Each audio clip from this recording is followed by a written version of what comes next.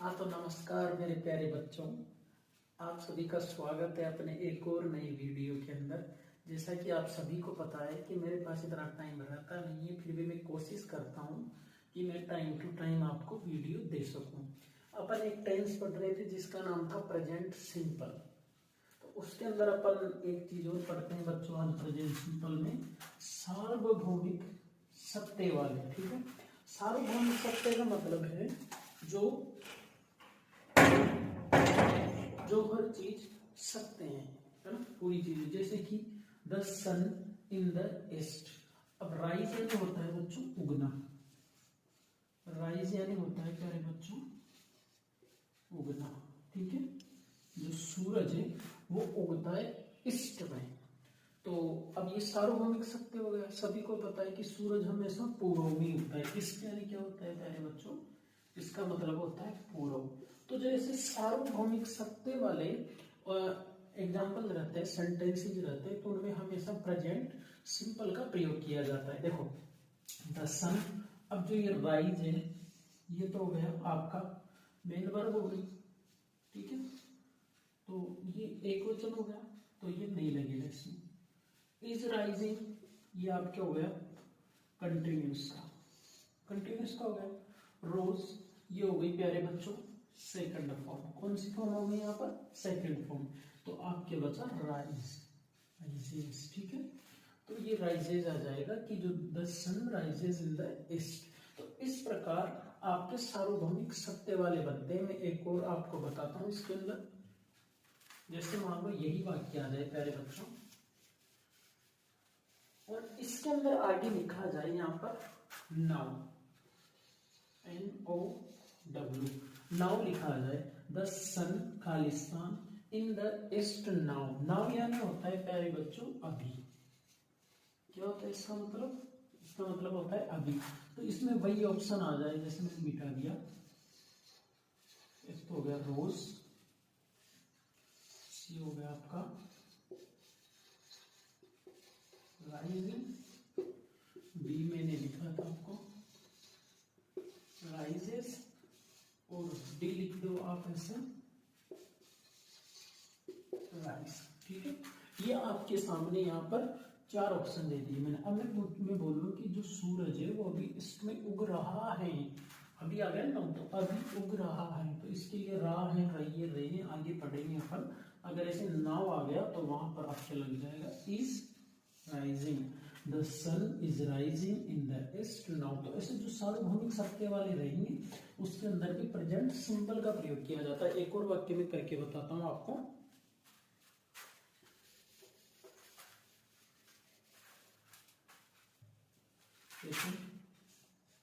The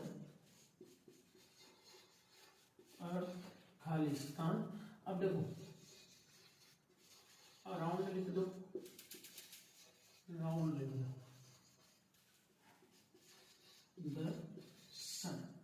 ठीक है, ये आ गया कि जो पृथ्वी है वो सूर्य का चक्कर लगाती है। तो ये सार्वभौमिक सत्य है कि चक्कर लगाती है। जैसे यहाँ पर लिख देते upon the moon Khalistan around the earth, तो वो सार्वभौमिक सत्य है। तो यहाँ पर आपके पास ऑप्शन आ जाए, जैसे दो ही ऑप्शन, तीन ऑप्शन आ जाए, मून और मूव्स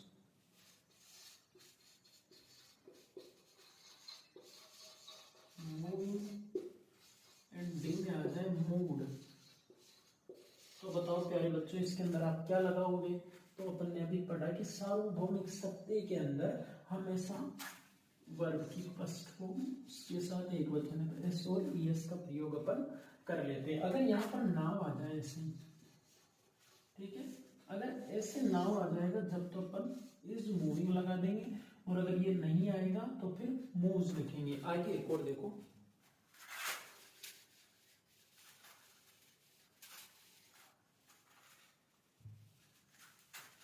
एक और वाक्य जैसे वैज्ञानिक तथ्य होते हैं, वैज्ञानिक तथ्य,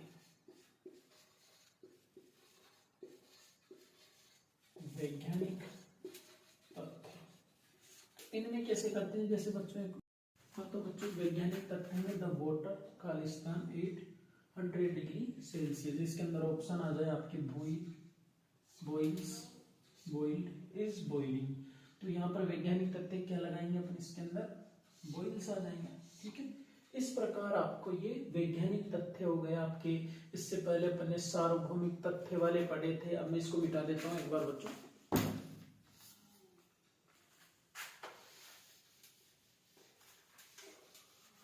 अब मैंने सुबह बताया था आपको बच्चों कि एस का प्रयोग कब करते हैं और ई एस का प्रयोग कब करते हैं।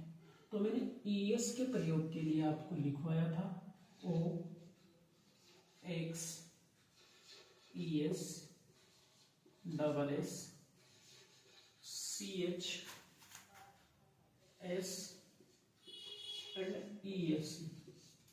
अगर ये शब्द आ जाएंगे, जैसे मान लो गो आ गया है ना, तो इसके साथ क्या लगाएंगे, यस। जैसे मान लो बॉक्स लिखते हैं अपन, बॉक्स, तो बॉक्स से इस कर देते हैं, इसको ऐसे कर देते हैं बच्चों। ठीक है, इस प्रकार जैसे ये लिखा हुआ है डबल एस, क्लास लिखा मैंने क्लास, तो इसके आगे क्या लग जाता है, यस लग जाता है। जैसे केच है ना, केच, तो ये हो जाता है केच। ठीक है, इस प्रकार जैसे ये लिखा हुआ है एस, एस का क्या बना सकते हो बताओ, आप बताओ इस बार। ये मैं आपके लिए छोड़ता हूँ बच्चों। तो इसी के साथ प्यारे बच्चों आपका जो प्रेजेंट सिंपल है वो कंप्लीट हो गया। अब मैं एक बार पूरे जो फॉर्मूले मैंने लिखवाए थे मैं पूरे लिखवा देता हूँ एक साथ।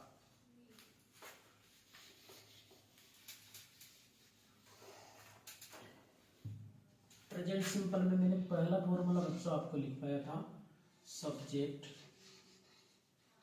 प्लस वर्ब की फर्स्ट फॉर्म के साथ एस, फिर ई एस प्लस ऑब्जेक्ट। हालांकि मैंने ये 2-3 फॉर्मूले लिखवाए थे, एक वचन का, बहुवचन का, है ना, अलग अलग। दूसरा फॉर्मूला पहले बच्चों मैंने लिखवाया था आपको इंट्रोगेटिव वाला, do Dutch plus subject plus verb की फर्स्ट फॉर्म ऑब्जेक्ट। ये फॉर्मूला लिखवाया था पहले बच्चों। उसके बाद तीसरा फॉर्मूला मैंने लिखवाया था, नेगेटिव वाला लिखवाया था बच्चों ना, सब्जेक्ट प्लस डू या फिर Dutch plus not plus verb की फर्स्ट फॉर्म, और इसके साथ लगाया था ऑब्जेक्ट। और मैंने चौथा फॉर्मूला लिखवाया था आपको बच्चों, इंट्रोगेटिव प्लस नोगेटिव वाला। तो इसमें मैंने बताया था do does plus subject plus not plus verb की फर्स्ट फॉर्म ऑब्जेक्ट। तो प्यारे बच्चों मैंने ये फॉर्मूले पूरे एक साथ आपके सामने लिख दिए, और इसी के साथ अपना प्रेजेंट सिंपल का जो है वो खत्म हो गया। अब आपको वाक्य बनाने हैं घर पे। ओके, थैंक यू दोस्तों।